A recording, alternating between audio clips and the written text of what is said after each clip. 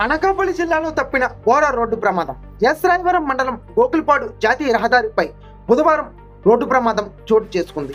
చెన్నై నుండి కోల్కతా వెళ్తున్న అంబులెన్స్ ఆగి ఉన్న ఛత్రక్షను కూరగాయల ఆటోను ఢీకొంది.